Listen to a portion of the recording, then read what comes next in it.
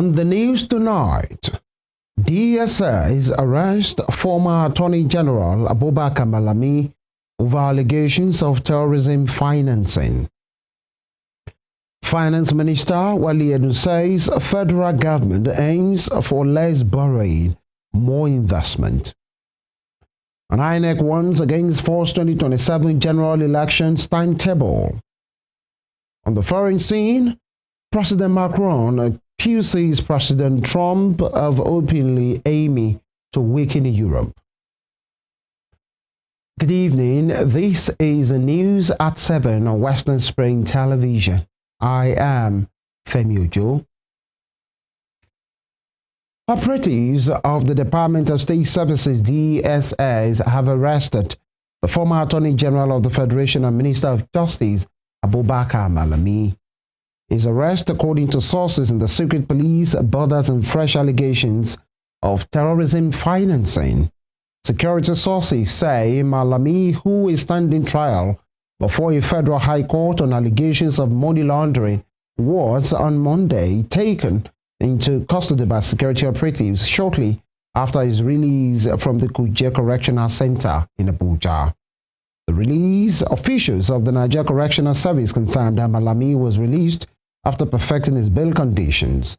And the release of the former AGF followed the granting of bail on January 7 by Justice Emeka Nwite of the Federal High Court, Abuja. The court granted bail to Malami, his wife, and his son for 500 million naira each with strict conditions. Malami, his wife, Asabe, and his son had been remanded at Kuje following the arraignment by the FCC on December 29 on 16 counts bordering on money laundering involving about 8.7 billion naira. In another development, the federal government has said it plans to invest more in the economy, rely more on domestic resources, and reduce its dependence on borrowing. Minister of Finance and Coordinating Minister of the Economy, Wale Edun, stated these while speaking to Bloomberg Television at the ongoing 56th World Economic Forum in Davos, Switzerland. The minister's remarks come as Nigeria implements fiscal reforms aimed at strengthening its economy. The minister stated that while the country could access international bond markets if necessary, the government's priority is to mobilize its own resources. He outlined the government's effort to raise tax and revenue and strengthen fiscal sustainability amid mounting global economic pressures. The minister also noted that Nigeria remains open to international capital markets if needed, but domestic reforms are central to the government's fiscal policy. Since taking office in 2023, President Bola Tinubu's administration has introduced several economic reforms to drive growth and stabilize public finances. Because we've got the approval of the National Assembly of Nigeria, the Parliament of Nigeria, but actually the commitment of President Bola Ahmed Tinubu under his renewed hope agenda at the stage we've got to now, after removing major distortions, after stabilizing the economy, is to consolidate and in fact to rely less on debt and to try and drive investment. We're here in Davos to tell the Nigerian story and to show how investable Nigeria is now that we have a stable macroeconomic environment. Are you planning any further Eurobond issuance? Or other issuances? We have the latitude to do it, but as you know, if you want to go to the market, first of all, the market has to be receptive. Yeah. You yourself have to be within your guidelines and your rules and regulations for borrowing, your margins for borrowing, and of course, the timing has to be right. So we'll see down the road what will happen in that area. But could we expect something big on Eurobonds this year, or is the appetite not there? We're hoping to rely less on borrowing, but we'll see what happens there. We have the latitude to come to the market. We were very well received the last time we went to the market, but honestly, our emphasis is on investment and particularly driving domestic investment, increasing domestic savings for investment in the Nigerian economy in order to grow it. In the court, a magistrate court in Shagamu area of Ogun State has adjourned the trial of Adeni Kayode to February 25. Kayode is a 46-year-old driver involved in the fatal accident that killed the former heavyweight boxing champion Anthony Joshua's personal trainer, Lateef Ayodele, and strength and conditioning coach, Shinagami. The driver was charged to Shagamu Magistrate Court on January 2 with Magistrate Olufumilayo Shomefun presiding over the case. He was on trial for a 4-count charge, which includes dangerous driving causing death, contrary to Section 5, subsection 1 of the Federal Highway Act, as well as reckless and negligent driving, contrary to Section C, subsection 1 of the same Act. The other 2 charges included driving without due care and attention, causing bodily harm and damage to property, and driving without a valid national driver's license. When the case came for hearing, the prosecution counsel, Nijiwe Richard, called for the adjournment of the case to allow the prosecution counsel to duplicate the case filed to the office of the Attorney General of the state. The request was initially rejected by the counsel to the defendant, Abiodun Olalikon, who expressed the readiness to forge ahead with the case. In the meantime, a federal high court sitting in Abuja has dismissed the fresh suit filed by factional National Secretary of the People's Democratic Party, PDP, Senator Samuel Anyao, after he applied to withdraw the matter. At the resumed hearing, Anyao's lawyer, UC Njamanze Aku, told the court that the suit had been overtaken by events. A dispute over the office of the PDP National Secretary began with when Senator Anyao vacated the office to contest the 2023 Imo State governorship election while he lost. His bid to reclaim the position thereafter sparked internal crisis within the party, with Sunday Ude Okoye emerging as a rival claimant to be the party scribe. On December 20, 2024, the Court of Appeal in Enugu upheld an earlier judgment of the Federal High Court, which removed Anyao and affirmed Ude Okoye as the authentic National Secretary. Anyao subsequently filed for a stay of execution and appealed to the Supreme Court. In March 2025, the Apex Court overturned the decisions of both the Appeal and Federal High Court that had sacked Anyao. Despite the ruling of the Apex Court, the leadership tussled lingered, with different factions laying claim to authority at the PDP National Secretariat. And away from the court, the Independent National Electoral Commission, INEC, has warned the public to disregard a false article circulating online claiming the electoral body has released the timetable for the 2027 general elections. In a statement today via its official channels, INEC described the information as not authentic and should be disregarded, stressing that it has not released any official timetable, schedule, or activities or date for the 2027 elections. The Commission urged Nigerians, political parties, civil society groups, and all stakeholders to rely only on verified INEC channels for official updates. The body emphasized that it will make official announcements regarding the 2027 general elections through the proper channels at the appropriate time. Meanwhile, INEC has commenced the distribution of permanent voter cards ahead of the February 21 area council polls in the Federal Capital Territory. Eligible voters are to collect their PVCs at their respective registration areas once from January 22 to January 26 between 9 a.m. and 3 p.m. daily. In the meantime, former Vice President Atiku Abubakar has warned that verbal attacks against former presidential candidate Peter Obi undermine opposition unity and do not serve the interest of Nigeria or its people. Atiku made the remark in an X post today while reacting to rising exchanges among supporters of opposition leaders.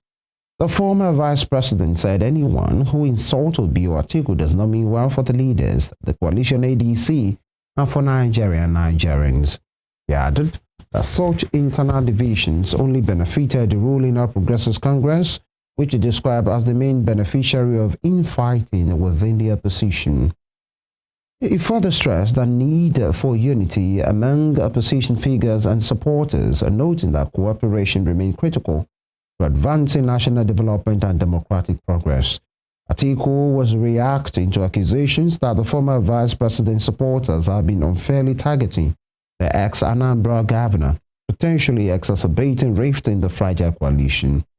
The coalition formed under the ADC banners gained momentum following high-profile defections aimed at challenging President Bola Tinubu's administration. And now to Kano State. The New Nigeria People's Party NNPP is confident of winning the state's governorship election in 2027, even if Governor Abba Yusuf leaves the party to join the ruling All Progressives Congress, the APC. There have been reports about the governor leaving the NNPP for the APC. The governor's recent meeting with President Bola Tinubu sparked further discussions about his planned defection. However, the chieftain of the NNPP, Ladipo Johnson, said the party is undeterred about the planned defection, arguing that the party has established structures in the Northwest state to win the next election. Speaking in Nisha this morning, the NNPP chieftain noted that in 2023, NNPP won most of the seats contested in elections and did this without having anyone in power before then. On Monday, the Kano governor visited President Tinubu, leading to renewed claims that he was set to dump the NNPP for the ruling APC. But the spokesman to the governor, Sunusi Baturi, clarified that the meeting was a platform for the Kano leader to present his administration's plans and challenges to the president. And out of security matters, Plateau State Governor Caleb Mutfwang has reaffirmed his administration's commitment to sustaining peace and strengthening security and accelerating development across the state.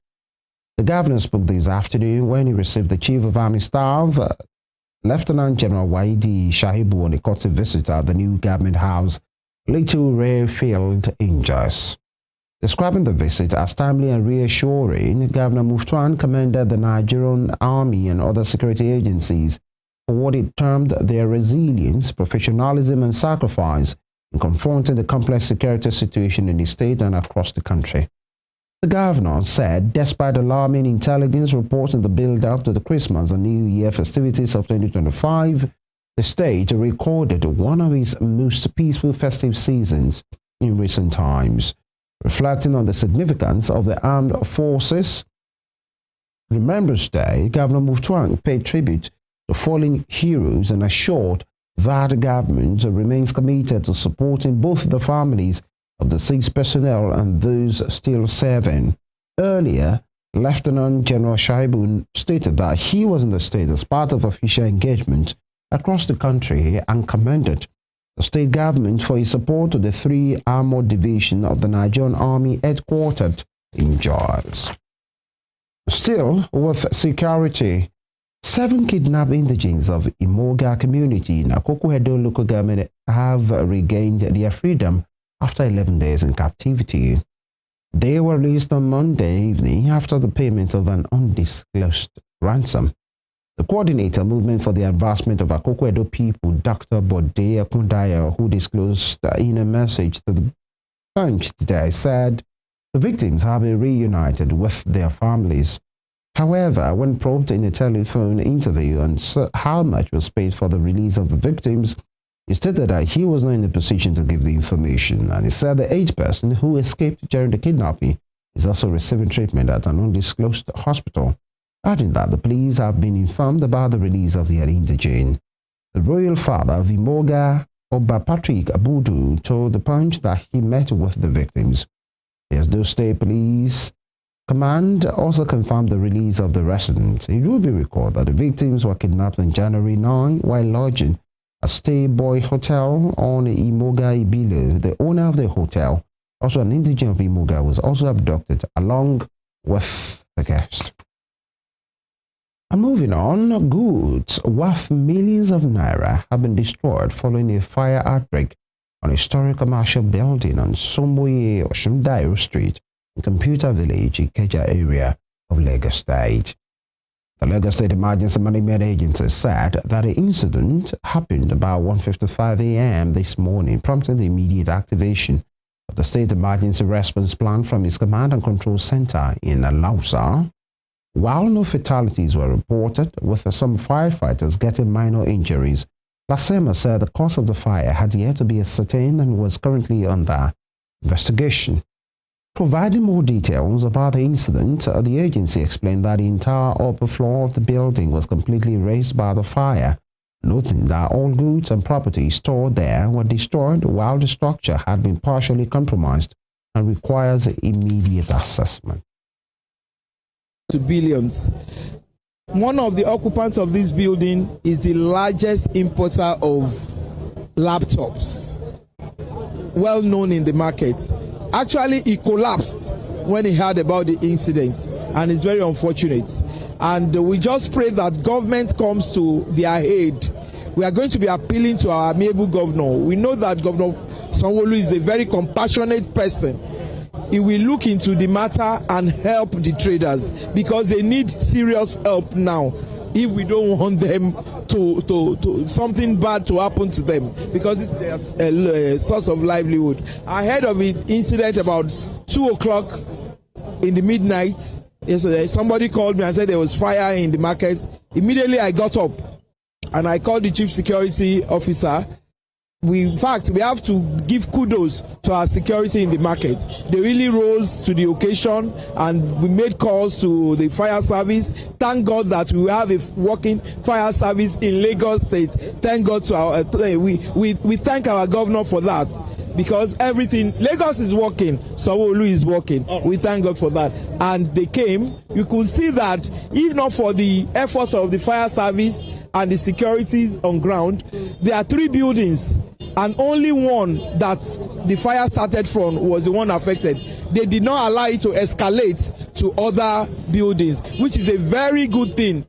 Still to come, indigenous contractors vow to occupy Abuja streets until 4.7 trillion naira arrears are paid. We will bring you more on these when we return. Stay with us.